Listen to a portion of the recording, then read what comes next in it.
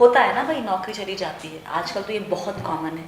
किसी भी वजह से शायद आप काम करना बंद कर दे, तो क्या होगा, खर्चा कैसे चलेगा? इमरजेंसी फंड नहीं है, जो हम कहते बनाओ लेकिन नहीं है, तो क्या करेंगे, कैसे निकालेंगे अगले कुछ महीने?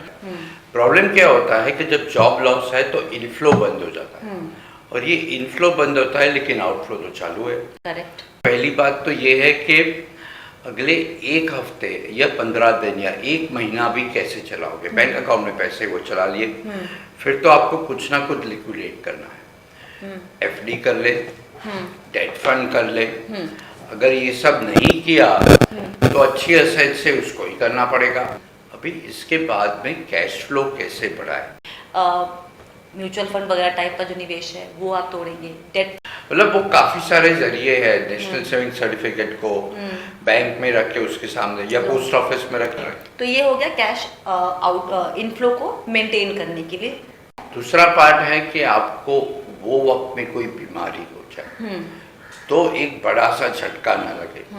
जॉब लॉस हो गया है आपका और आपको अभी आपके पास कोई एम्प्लॉयर नहीं है, हेल्थ इंश्योरेंस नहीं, करेक्ट, तो हेल्थ इंश्योरेंस ले ले। लेकिन वही ना, अब यहाँ पर तो ये आउटफ्लो बढ़ जाएगा क्योंकि तो बढ़ेगा। हाँ, आपने पहले से तैयारी नहीं की। एक तो आपके पास नौकरी नहीं है, पैसे नहीं आ रहे, अगर उस वक्त हेल्थ इंश्योरेंस लेना पड़ गया। स्वाति, ये दो चीजें तो कुछ भी हो जाए करनी ही है। ओके।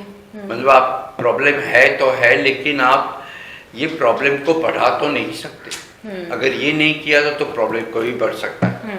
उसके बाद में जो थर्ड पार्ट है कि अभी मेरा जो भी आउटफ्लो है उससे मैं काम कैसे करूं। अब हम बात कर रहे हैं कि जो आपके खर्चे हैं उसको आप कहाँ पे कट डाउन करेंगे। और वो खर्चे कट डाउन नहीं कर रहे, हम टेम्पररीली कैश फ्लो जनरेट कर रहे हैं। एसआईपी बंद कर ले जी जी, ताकि आउटफ्लो बंद हो जाए। आउटफ्लो बंद करना है, वो आगे की बात। एक चीज़ यहाँ पर मैं क्लियर कर दूं कि जब हम कह रहे हैं कि कैश आउटफ्लो आपको कम करना है और हमने कहा कि उसमें एसआईपी आप रोक दीजिए, ये टेम्पररी। हाँ टेम्पररी। वैसे में आपके पास अगर कोई टर्म प्लान वगैरह है उसका प्रीमियम मत रोकिए। हाँ। मतलब लोगों को लगता है कि वो भी खर्चा है, तो उसी को पहले रोक दो, तो वो नहीं करना आपने। वो नहीं, आपको इंश्योरेंस को हाथ नहीं लगाना। जनरेट करने के लिए आपको वैसे एसेट्स लिक्विडेट करने पड़ेंगे जो आसानी से हो सकते हैं लिक्विडेट। जैसे आप एफडी कर सकते हैं, एफडी के पैसे निकालेंगे, आप म्यूचुअल फंड में इन्वेस्टमेंट है आप उसको देखेंगे, इक्विटी में इन्वेस्टमेंट है उससे आप पैसे निकाल सकते हैं। दूसरा पार्ट जो हमने कहा कि खर्चे कम कहाँ करेंगे, आउटफ्लो कैसे कम होगा आपका। एसआईपी चल रही है, आप वो बंद करेंगे कुछ वक्त के लिए। ईएमआई कम करने की कोशिश करेंगे, करना पड़ेगा इनफैक्ट।